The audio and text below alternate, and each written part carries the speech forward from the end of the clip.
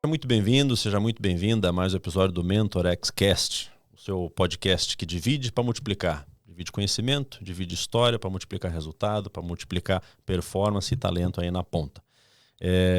Antes de passar para o PG apresentar o convidado de hoje, não posso deixar de pedir que vocês façam a mesma coisa que a gente está se propondo a fazer aqui. Divida esse canal com pessoas que você conhece, com pessoas que você gosta, com pessoas que acham que vão achar esse conteúdo aqui relevante. Divida o conteúdo desse canal em todas as redes. A gente está no YouTube, a gente está no LinkedIn, nós estamos até no Spotify. Divida com as pessoas e se inscreva, por favor. Isso ajuda a gente pra caramba. PG, o entrevistado de hoje tem um nome bonito. Opa! Queria que você apresentasse ele pra gente, por favor, para não parecer que é predileção minha que eu tô falando o nome do cara. Pelo nome, né? Não. Mas enfim, nós vamos hoje estar conversando com o xará do Bruno aqui, o Bruno Oliveira. O Bruno é um executivo com mais de 20 anos de experiência, dedicado a diversas áreas dentro da Caterpillar. Já trabalhou com logística, com vendas, operações, planejamento. E agora, recentemente, né, Bruno, você foi convidado e aceitou estar assumindo todo o RH da Caterpillar aqui no Brasil. Isso. Um desafio novo, né? Um desafio, enfim, com certeza você tem capacidade e vai estar superando. E o que a gente queria te propor aqui, baseado em toda essa tua experiência, toda essa tua vivência, e até pegando aqui um gancho com o que o Bruno falou, da gente estar pegando essas experiências, essas vivências e dividindo isso com outras pessoas, e você tem uma história de profissional bacana, tão bonita, como que você, enfim, quais foram os principais gatilhos que você usou para estar chegando aqui, né? E aí a gente conversando aqui na conversa prévia, você falou do lifelong learning, né? Quer dizer, que essa aprendizado contínuo, né? E como jornada. Que isso daí, como essa jornada, como isso contribuiu para essa tua jornada bacana, né? Então, assim, o que a gente queria desenvolver aqui, o nosso bate-papo contigo é nessa pegada. Quer dizer, como que a educação, como que o conhecimento contribuiu para que você pudesse estar superando esses imensos desafios que você deve ter tido aí ao longo dessa tua jornada, para em tão pouco tempo, que às vezes fala assim, 20 anos, mas em tão pouco tempo você está assumindo uma responsabilidade tão grande. Brunão, antes de mais nada, muito obrigado aí por você ter aceitado e estar aqui dividindo com a gente a tua experiência. Muito obrigado. É isso que a gente quer. Vamos começar por aí? Você contando um pouco aí de como é que foi essa... E tem um aspecto importante também do papo aqui, xará, que a gente queria explorar, que é o seguinte. A gente falou muito a respeito de furar bolha, né? Opa, sim. E aí, assim, a referência que eu queria fazer aqui também é em relação à questão de zonas de conforto. É isso? Sim. É do ser humano, é inerente a todos nós. A gente sempre busca uma zona de conforto, sai da zona de conforto para encontrar a próxima, e lá a gente fica porque, como o próprio nome diz, é confortável, né? É um ambiente conhecido, é um espaço conhecido. Isso significa uma série de coisas que podem ser, inclusive, armadilhas, né? A gente chega uma hora que a gente se limita para tentar manter a zona de conforto, e a gente se cerca nesse entorno de pessoas que só pensam igual a gente, que fazem a mesma coisa que a gente, e a gente vai criando essas bolhas que, na verdade, são fragmentos da realidade, porque o mundo, às vezes, é diferente do que você vive dentro da sua bolha e tal. Sim. É preciso ter muita coragem para furar as bolhas. Mas a gente entende que a única forma de crescer é furando bolhas e mudando para novas zonas de conforto, né? Se desconfortando a aprender coisas novas, viver coisas novas. Até que é bem legal, você aprende isso aqui, você forma uma nova casca, forma uma nova bolha. Aí você tem que ter coragem de furar de novo, e aí você vai crescendo e tal. Então, a provocação que a gente queria fazer contigo é se conhecimento é uma das formas de sair dessa zona de conforto e furar bolhas para você crescer. Legal. E aí, você contou pra gente a tua história, que eu acho que é um puta gancho bacana disso que eu acabei de falar. E se você não se importa, eu gostaria que você começasse contando pra gente um pouquinho só como é que você entrou na Caterpillar e tal, que já mostram algumas bolhas furadas aí nesse papo. Show, legal, gente. Assim, obrigado, hein, Bruno, por aceitar o convite. Obrigado vocês, assim, um prazer enorme estar aqui batendo um papo e dividindo um pouco da minha experiência. Eu sempre acredito que não tem caminho certo. Tem caminhos que vão funcionando e é diferente para cada um. Então, dividir um pouco a minha história aqui com vocês, com os assinantes. Eu espero que alguma parte sirva de inspiração ou de, pelo menos, exemplo de caminho para alguém. Acho que essa é a minha ideia. Então, eu gosto muito do propósito de vocês, da gente dividir conhecimento para a gente multiplicar aqui, né? E é um ciclo, né, virtuoso. Falando um pouco da minha história, 20 anos, assim, é engraçado como passa rápido, né? E quando eu saio Quando eu saio da empresa e falo, né, que eu tenho 20 anos de empresa, na mesma empresa, o pessoal assusta, né? Já é uma Fala raridade, mas Só isso por si só já não é tão comum hoje em dia. Né? E eu costumo dizer que é a única empresa que eu tenho na carteira de trabalho, né? Um negócio antigo, esse negócio de carteira de trabalho, mas é a única que eu tenho na carteira de trabalho. É a única vírgula, né? Porque eu dei aula também por um tempo, então eu tenho a ITEC também, a escola Piracicaba, técnica, né? Lá em Piracicaba. Eu sou de Piracicaba, né? Então, falando da minha história, eu sou de Piracicaba, nasci em Piracicaba. Meus pais, né? Meu pai é da região de Piracicaba, minha mãe é da região de Prudente, se mudou para Piracicaba.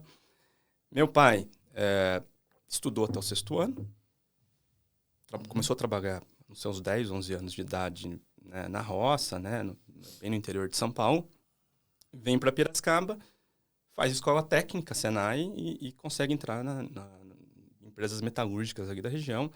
E depois ali constrói a vida, né? Então esse é o caminho que eu conhecia sim. De construir uma vida. Minha mãe, de uma cidade muito pequena, na divisa entre São Paulo e Mato Grosso do Sul, Presidente Epitácio, tinha menos de 10 mil habitantes na época, hoje uma cidade de 15 mil, mais ou menos. Faz o magistério na época, né? E vem para Piracicaba. Em Piracicaba trabalha em supermercado, depois casa, faz faxina. E para minha mãe, esse ponto de estudar era e é muito importante. Então, a hora que você soma isso, né? E meu pai trabalhando, né? E conhecendo essa parte da escola técnica, ele inspirou e sempre falou assim, olha, acho que esse é o caminho, você vai fazer escola técnica. Então, em casa, a gente já morava, né? Já tinha a nossa casa, mas num bairro bem afastado, né? Zona Leste de Piracicaba. Estudando escola pública a vida inteira. Minha mãe falou assim, olha, o ensino aqui não tá legal. Era daquelas mães que ia todo dia na escola, sabe? Legal. Reclamar quando via que não tinha lição de casa, que não tinha matéria. E após a aula, ela começou com um negócio que ela nem sabia como chamava, mas que hoje se chama homeschooling. Opa! Então ela fala assim, olha, depois da aula, 4 horas na escola, 2, 3 horas... Eu vou complementar. Exato. Única exceção, quando na sessão da tarde tinha Rambo, aí ou sim, Rock. Aí é sagrado. Daí eu conseguia pular, mas fora isso, eu tinha que estudar todo dia. E eu acho que isso foi extremamente importante para mim.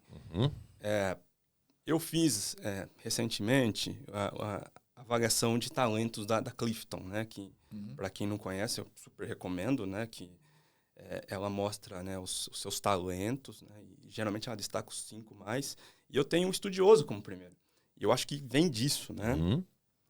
E eu lembro quando eu cheguei na idade de fazer o teste da escola técnica, o meu pai repetiu uma frase que ele ouviu na época, né? Olha, perto da escola em Piracicaba tem uma igreja que tem um Cristo de braços abertos, né? E falava assim, olha, do lado esquerdo tem a escola técnica, do lado direito tinha onde você fazia inscrição para corte de cana. Então ele falava assim, eu escutava isso, ou você vai para corte de cana ou você vai para escola técnica. Então era uma frase que ficou no meu... Marcou. Ficou na tua mente, né? E do lado da minha mãe, a frase que marcou foi, o dia que você prestar um vestibular ou um concurso público, você passa na primeira. É isso que eu quero. E os livros que ela comprava era tudo em sebo para estudar. Então, acho que vem aí o estudioso, vem aí que um outro talento que eu tenho, que é a responsabilidade e a disciplina. Então, dos 5 talentos que eu tenho hoje fortes, eu olho para trás e falo assim, os 3 foi ali. Foi moldado com os meus pais ali da infância para a adolescência. Né? Então, fiz a escola técnica, passei, assim, entre os 10 quando fiz, mesmo não tendo uma escola boa pública. Mas tinha a escola da sua mãe, tinha né? Tinha a escola da Dona Selma, muito, muito forte. Vou muito bem na escola técnica. Quando eu termino a escola técnica, né, também já como um dos primeiros da turma, eu entro na Caterpillar, que era a empresa que meu pai tinha acabado de se aposentar. Então, segunda geração na empresa, começo na fábrica, começo na montagem, fui bolsista na universidade, apliquei para a universidade. Na época, né, a gente não tinha condição de pagar, eu apliquei, consegui bolsa na universidade, trabalhava de dia, estudava à noite, me formei em administração. Também, primeiro contato com o inglês. Meu pai falou assim, olha, eu vi que tem um curso no sindicato que é bem baratinho, você começa lá. E depois, conforme eu fui tendo dinheiro, eu fui pagando outros cursos. Mas Perfeito. foi assim que eu iniciei também no inglês. Então, eu não perdi uma oportunidade de aprender uma coisa nova. Perfeito. Então, eu acho que isso está no teu DNA mesmo, né, Bruno? Até a forma como você vai falando e como você foi, é que nem você colocou, você não perdeu nenhuma oportunidade. Elas iam aparecendo, você não via dificuldade em estar fazendo nada. Quer dizer, você hoje é fluente no inglês, a gente estava outro dia conversando, você estava viajando para os Estados Unidos, para Israel, né? Israel e tudo mais. Então, assim, se você não tivesse essa visão e enfim, esse autoconhecimento de que você era capaz de aprender o que você quisesse, e eu acho que é isso que é um dos primeiros grandes ensinamentos que a gente tem aqui, ouvindo você falar, você não teria chegado onde chegou, né? E eu acho que um ponto importante que o Senai me ajudou, e que é importante para quem né, na jornada do aprendizado constante, é aplicar o conhecimento. Eu também não quero virar um estudioso pro resto da vida, teórico. Um teórico que não ficar aplica. Com uma obesidade de conhecimento e não aplica em nada. Exato. Né? Então, acostumado no Senai de você ir para o laboratório ou para a sala de aula, fazer cálculo, depois descer para a oficina e falar assim, olha, aquele cálculo de física... Aplica ali agora. Agora se aplica. Perfeito. Aplica nessa fresa, nesse torno. Me ensinou que assim, conhecimento ele só é bem utilizado quando aplicado e replicado. Transferência de conhecimento. Perfeito. Então, esse é um negócio que é mindset para mim. Eu fico sempre me repetindo. Eu estou dividindo esse conhecimento. Como que eu vou aplicar ele depois no dia a dia, né? Então, acho que esse é um mérito do Senai. Você falou do inglês, né? Quando eu entro na Caterpillar, começo a trabalhar ali na operação. Depois de um tempo, né? Começo a trabalhar no suporte da fábrica. Daí começo a fazer os primeiros processos internos e passo para ir para cadeia de abastecimento, supply chain. Começo a trabalhar daí em supply chain. Várias funções, até que em 2011 eu fui convidado para trabalhar fora. Então, né, ali do Senai, fábrica, vou trabalhar nos Estados Unidos. Tinha na época 27 anos. Vou pela primeira vez, eu trabalhei 2 vezes, né? Então, na primeira vez eu trabalhei lá com abastecimento, com transporte. Que legal, que experiência. Né? Fico 2 anos e volto em 2012, primeira liderança. A primeira liderança em 2012, 28 anos, aquele desafio, né? Você de liderar que não é fácil, né? Porque você virei líder. E aí? O que eu faço? Como que eu trabalho com as pessoas, né? Como que eu engajo? O seu trabalho não depende mais só de você a partir desse momento. Exato. Então, você, assim, o resultado final da área é a somatória do trabalho de todo mundo. Exatamente. Então, uma baita de uma experiência também. Daí, trabalhei com planejamento de vendas depois. Planejamento de vendas e operação, né? Ouvir o que o mercado está precisando, né? O time de vendas, para poder alocar os recursos dentro da fábrica e fazer a produção. 2014, volto para os Estados Unidos. Daí, numa função também parecida com essa, só que para as demais fábricas de uma divisão da empresa. Volto em 2016 como gerente de divisão de estratégia e governança, metodologias de melhoria contínua. E 2019 venho aqui para o Paraná como gerente de fábrica.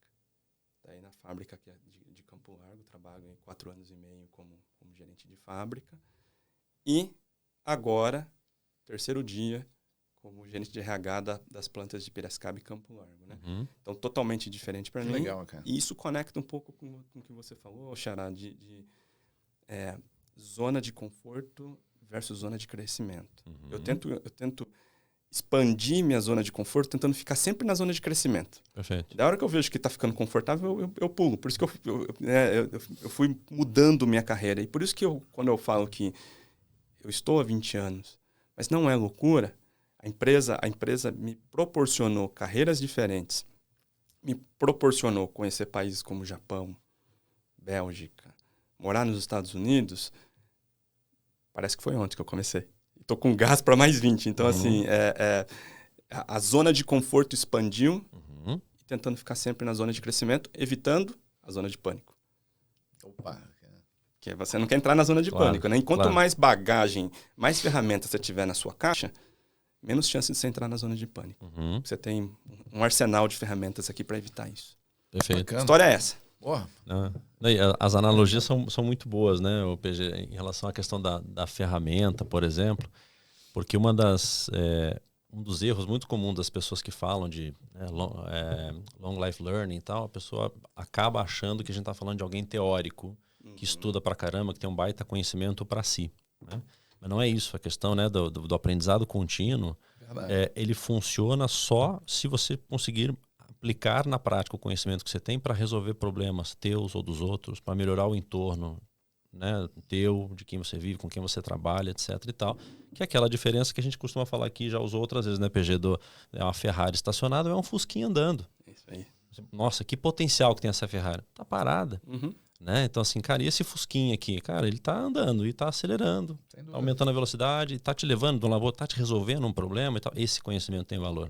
Né? E não é muito comum, na verdade, a gente vê pessoas com muito potencial, usando a analogia da Ferrari, que não consegue desenvolver esse potencial porque não coloca em prática, né? Tem que acelerar, tem que andar. Então, eu acho que essa tua experiência, né, e da forma como as coisas aconteceram, de novo, como você falou, cada um tem a sua história, cada um constrói a sua carreira, mas tem alguns drives aí, algumas coisas que você falou que elas se aplicam a todo mundo, né? Sim, sim. Às vezes a gente não tem essa... cara, assim, a gente é muito mais capaz do que a gente imagina, desde que a gente se propõe a fazer as coisas, né? E é o que acho que você nunca se limitou a nada, né? Porque o Bruno chegou a comentar alguma coisa aqui de crenças limitantes, eu acho que isso é uma coisa que não fez parte da sua vida, né? Você não se limitou a não fazer por conta do que os outros falavam, que, olha, o Bruno, isso daí eu acho que não é para você, isso daí você não vai conseguir. Pô, como é que você vai aprender inglês se você não tem uma boa escola? Pô, você não vai construir, porque você, daqui de Piracicaba, como é que você vai chegar onde você chegou? Você não, acho que essas coisas você conseguiu ter quase que barrar para que você conseguisse efetivamente construir a sua vida profissional. E esse ponto das crenças, ele é importante, porque crenças limitantes, ou pelo menos medos e receios, todo mundo tem. Lógico. Se você não tiver, alguma coisa errada tem. Então, a diferença é como você reage ao receio, ao medo, à dúvida. Né? E eu sempre procurei a minha receita para reagir é se preparar. Então, né, a gente conversou antes do meu mapa mental aqui, e eu faço mapa mental para tudo. Então, assim, eu vou fazer uma apresentação, faço meu mapa mental. Vou começar um curso? Por que eu estou fazendo esse curso? Onde eu quero chegar com ele? No que ele me ajuda depois na execução do dia a dia? Então, às vezes eu tenho medo. A gente falou de Israel 2 semanas antes, você olhava nas notícias, aquelas notícias de bomba, de conflito. Lógico, liguei para algumas pessoas, liguei para quem estava gerenciando o curso, mas eu falei assim, olha, vambora. E foi uma experiência maravilhosa. Se eu parasse no meu medo, naquele primeiro receio, lógico que você tem que sempre mensurar o risco, né? Não estou falando seja inconsequente, lógico. Mas não deixar se paralisar acho que é um ponto importante. E daí você precisa entender qual que é o seu gatilho. O que te paralisa? Uma vez que você faz você tem um autoconhecimento, é mais fácil. Você fala assim, olha, o meu autogatilho, eu sim me preocupo com o que os outros pensam. Então eu quero dar show. Para dar show eu preciso me preparar. Então daí eu fico fazendo meu mapa mental e talvez, né, e minha esposa às vezes sempre me lembra disso, né, que talvez eu estude demais, me prepare demais para algumas coisas que, né, Bruno, são simples. Poderiam ser mais triviais. Você domina esse tema. Mas é meu gatilho. Deixa eu gerenciar o meu gatilho. Que bacana.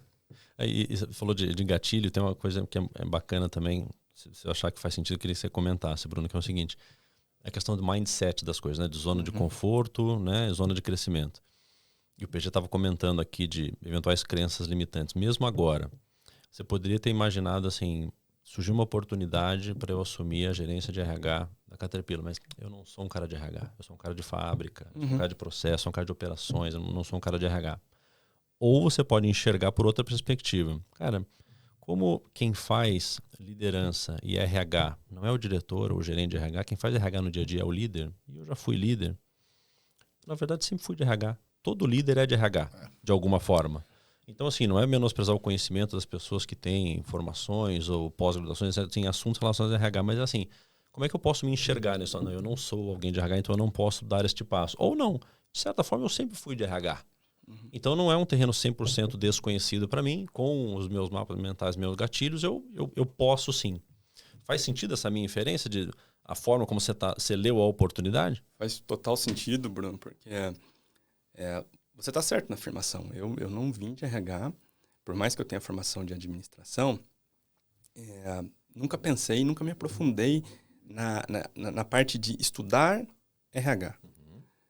Quando, né, eu tive a oportunidade, né, apareceu, a vaga estava aberta, né, e a pessoa que estava na função era fenomenal, né, tinha já muitos anos de RH, eu falei, será? Será que eu dou conta? Aí bateu aquele friozinho na barriga, né? E daí começa com o meu mapa mental, né, por que eu faria, o que eu vou aprender com isso e principalmente o que eu posso oferecer para o time, para a empresa, né? Então, fazendo esse meu mapa mental, eu cheguei à conclusão do que você falou. Foi assim, peraí, desde 2012 eu trabalho com liderança. Então, assim, trabalhar com equipes e conhecer os processos de avaliação de performance, de potencial, de desenvolvimento, da experiência do funcionário, desde a hora que você está começando a ter o contato, e nem está na empresa ainda, até, né, a parte, né, que é precisa, mas é difícil, que é a parte do desligamento, toda essa experiência eu passei por ela. E eu, como trabalhei com estratégia e com melhoria contínua, também conheço de melhoria de processo. E o RH tem muito processo. Tem muito processo. Lógico.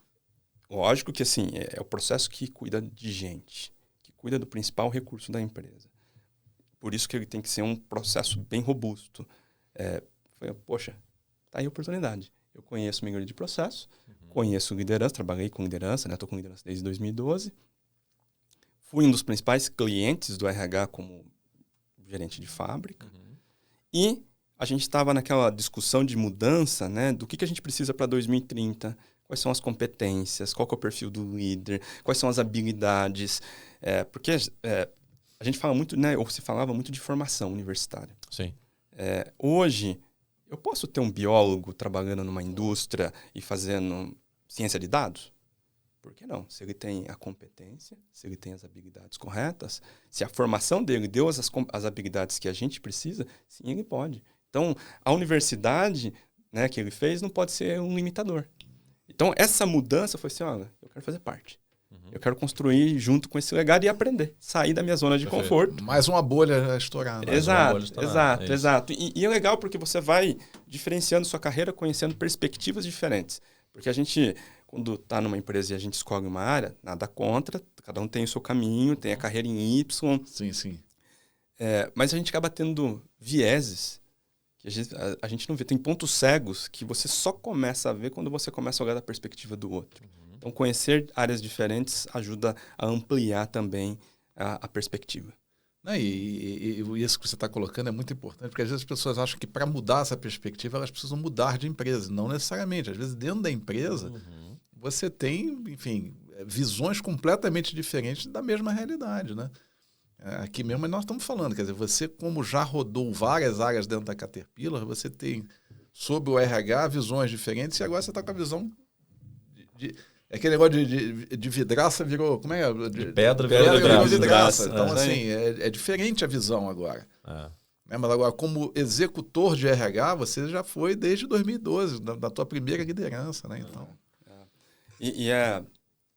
Não tem fórmula certa, não tem caminho certo. Sim. E eu costumo dizer isso para todo mundo, que às vezes o pessoal vem e fala assim, Bruno, eu quero fazer... Gente, eu posso dividir o meu conhecimento. Se a gente trabalhar mais próximo, eu posso trabalhar com você e te desafiar com respeito. A gente definir aqui os pontos de checagem. Eu vou te dar o que a gente chama de feedback, ou feed forward agora, né? Que assim, olha, vou te falar o que poderia ser mudado para chegar, né, no propósito que você compartilhou comigo e eu quero trabalhar, né, com você nisso. Com bastante respeito, com celebração quando a gente conseguir atingir, mas lembrando que carreira, eu faço muita analogia do Waze. Você vai ter que reprogramar a rota. Se me perguntassem 3 anos atrás sobre RH... Você ia falar que... Não, gente, RH... Não, imagina. recalculei a rota. A rota, na hora que apareceu na minha frente, o meu Waze de carreira recalculou, eu estou indo para uma outra rota. Quer dizer que eu não chegue no destino final que eu planejo? Pode ser que sim, uma rota diferente. Sim. Por isso que não tem caminho certo, é o caminho que serve para cada um. Uma dúvida agora, Bruno, assim, a gente tem falado muito assim, em relação à questão de você se desafiar, de você sair da sua zona de conforto e tal. Como é que você acha que pode trabalhar, como é que você tem trabalhado isso agora em relação às suas equipes? Porque, assim, é preciso também que as pessoas abaixo de você, pela questão do efeito multiplicador do líder e tal, que as pessoas abaixo de você também tenham essa perspectiva de se desafiar, sair de zona de conforto, etc. Como é que você trabalhou para você? Eu entendi. Pô, legal, é um mapa mental, entender meu gatilho. Como é que você provoca isso nos times por onde você passou, para que as pessoas também queiram sair das respectivas zonas de conforto? Legal. Acho que um ponto importante para mim é clareza. Clareza de propósito. E não é só da empresa, não somente da área que você trabalha, mas clareza de propósito do líder, do liderado, né? O que cada um tem, porque cada indivíduo, né? Cada pessoa que trabalha no time é diferente. E essa é a beleza da diversidade. Cada um é diferente, cada um tem um objetivo, cada um tem um propósito. Como líder, eu tento conectar o propósito da área com o propósito da pessoa. E a hora que a gente for definir onde a gente quer chegar como área, todo mundo participar. Todo mundo protagonista, né? Exato, todo mundo tem que se ver. E uma vez que a gente fala assim, a gente vai chegar lá, esse é o nosso destino, né? É onde o nosso avião vai pousar, e a gente faz a rota junto, a gente define objetivos para cada um, e nesse momento, né, trabalho em equipe, definimos a rota, definimos o destino, definimos a rota, definimos os pontos de checagem. Agora, no indivíduo, o que você quer, como que eu posso, o que você quer de futuro, como que eu posso conectar a nossa rota com a sua rota, né? Como que você pode evoluir junto com o time, com a área, para tratar o indivíduo como indivíduo, né? E depois, conforme a gente vai atingindo os nossos pontos de checagem, celebra, comemora com o time, reconhece, ou ajusta a rota.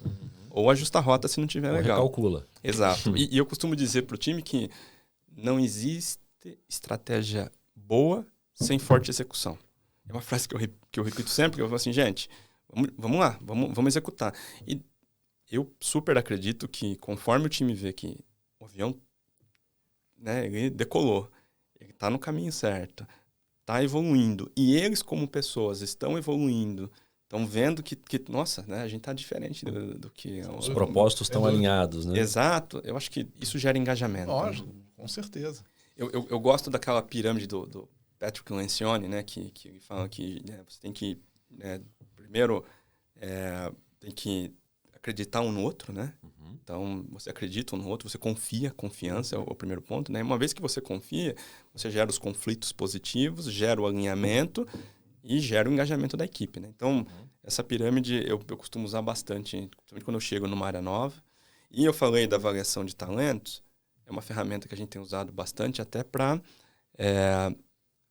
olhar os talentos individuais e depois cruzar com o do time. A gente chama de team blend em inglês, que é olhar, tá bom, quais são os pontos fortes do Bruno, do PG, do Bruno Oliveira, e assim, tá bom, são diferentes, tem que ser, ainda bem, né? Como é que complementam? Exatamente, ó, Bruno Oliveira não é bom nisso, mas PG é bom, então assim, PG, você puxa esse lado? Sim. Eu vou para esse outro lado aqui que é meu ponto forte. Perfeito. E, né, 1 mais 1 vira 3, né? É isso aí. Isso aí é fantástico. E assim, o bacana, o Bruno, que a gente tem falado muito aqui, um dos temas recorrentes que a gente tem tido aqui é a questão do feedback, né?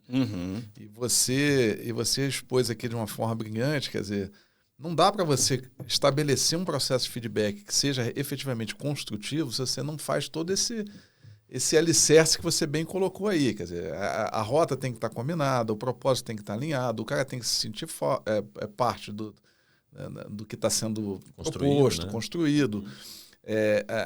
Os combinados têm que estar claros, né? Porque senão como é que você vai dar feedback de alguma coisa depois que você nem sabe que eu tinha expectativa em relação àquilo, né? Então, A gente aqui costuma também muito falar do que assim, o óbvio precisa ser falado. Óbvio para quem? Né? Essa questão do feedback também, o óbvio precisa ser falado. Sim. O planejamento antes, tudo isso que você falou, que parece simples, né? Mas assim, precisa ser falado e precisa ser executado, como você bem colocou. Você precisa entender do teu time, você tem que criar essa relação de confiança, os propósitos precisam estar alinhados, precisam ser identificados, né? Quais são os pontos fortes de cada um, como que a gente pode se complementar, como time a gente pode se ajudar, para justamente esse 1 mais 1 ser igual a 3. Senão, se não começa certo no início, cara, a chance de você chegar num propósito até diferente da própria área, que é o que a gente costuma dizer, cara, não adianta você sair da Terra para ir para Marte, é uma baita de uma viagem, é uma baita de uma entrega. Sim. Mas se o que a gente quer chegar é na Lua, se o que a gente combinou de chegar é na Lua, o que a gente chegar em Marte? Exato. Né? Então, assim, eu achei muito bacana essa forma como você colocou o teu alinhamento com o teu time. Porque, isso é muito básico, mas é muito importante ser dito porque as pessoas precisam fazer isso, né? A gente não fala aqui, obviamente, o Bruno, só com pessoas de grandes corporações, de grandes empresas, como a Caterpillar, mas a gente também fala com um empresário que tem seu time, né, e está começando, às vezes, um negócio, e às vezes se esquece do básico, que é alinhar com o seu time para onde quer chegar, qual é a história, qual é o propósito deles, o que se espera de cada um dos funcionários, qual é a responsabilidade de cada um dos funcionários. Né? Então, essas coisas elas precisam ser faladas e elas precisam ser combinadas para que você consiga criar uma rota que faça sentido, né? E eu vejo assim, né? Acho que o ponto do empreendedor, do empresário, é super interessante, porque às vezes a gente fala de estratégia, a pessoa fala, nossa, complexo, hein? É isso. Não, estratégia, eu estou aqui nesse ponto, eu quero chegar no ponto B, eu quero aumentar 15% as minhas vendas, eu quero melhorar meu índice de qualidade em 10%. Tá bom. Esse é o seu ponto de chegada. A estratégia é como você vai chegar lá. Como que você vai aumentar 15% nas vendas. Como que você vai melhorar a qualidade em 10%. Então, daí você construir isso com o time, ter clareza no propósito que vocês querem entregar, é importantíssimo. E acho que outro fator importante para quem não é líder, né, que está ouvindo a gente, líder é ser humano, pessoa, tem dia ruim. Então, assim, eu estou falando aqui do que... eu tento aplicar, e eu fico ali me policiando, quer dizer que eu aplico todo dia, todo momento, que eu não escorrego, que eu esqueço de dar feedback, que eu acredito muito no feedback do momento, né? Então acabou, eu vi que não foi legal, eu já quero falar, porque se você deixar passar, você perde o timing. Mas, gente... A gente estava falando antes do Corinthians, o Corinthians perdeu, eu sou corintiano, e aí? Eu não estou num dia bom, né? E aí, como que eu faço? Né? Tem algum problema em casa? Como que eu gerencio isso? Tá doente, esposa não, também é difícil, é ser humano. É só pra gente, né, tá perfeito. lembrar disso. Um ponto aqui, Bruno, até porque a gente precisa começar já a embalar aqui pro final. Várias das coisas que você falou, essa inclusive, acho que tem a ver com uma questão que eu queria que você explicasse para a turma aqui. Você falou que uma das coisas que teu pai gostava muito, acho que você gosta também, e não abre mão de ter na sua equipe, PhD. Ah, legal. É isso? Legal. O que é o PhD? Pobre, humilde, determinado. Eu acho que assim, eu falei bastante de estudar, de disciplina, de você estar querendo furar a bolha. Então, acho que para isso humildade é extremamente importante. Né? Eu estou no 3º dia numa área nova. Eu não conheço nada. Então, é isso que eu falo pro time. Tem que ter essa humildade, né? Exato. Eu tô aprendendo. Tô com vocês me explicam, vocês me ensinam. Então, você ter consciência que você não sabe tudo é extremamente importante. Você ser determinado a aprender é o que vai fazer a diferença. Como você encara o desafio, é por isso que eu brinquei, né? A gente tava conversando do PhD. É nessa linha. É de querer furar a bolha. É de querer aprender. É de querer aplicar. É de querer dar o passo a mais, né? Eu tive o privilégio de ter uma família estruturada. Então, não é assim aí fora. E é legal o ponto da boa que você falou no começo, que a gente às vezes enxerga o mundo com as lentes que a gente tem. Exatamente. A hora que você começa, né, a conversar com as pessoas, conversar com as diferentes realidades, você vê que, né, é diferente aí no mundo fora. Então, é por isso que eu acredito muito na diversidade na empresa. Porque a minha perspectiva é a minha perspectiva. Exatamente. Agora, quando você traz a mulher, raças diferentes, religiões diferentes. E foi isso que eu vi muito em Israel que a gente comentou. A diversidade e a diversidade fez com que Israel fosse hoje, né, polo de inovação. E tá um país super desenvolvido. Diversidade é diversidade, que conecta com o PhD, que conecta com estudar, que conecta com furar bolha. Então, com aplicar o que você estudou. Com aplicar, com execução. Então, acho que esses são os meus valores, a minha base. Perfeito. É isso que fica no meu mindset aí. Muito bom. Não, sensacional, cara. Acho que vários insights aqui, né, do que a gente falou, né, PG?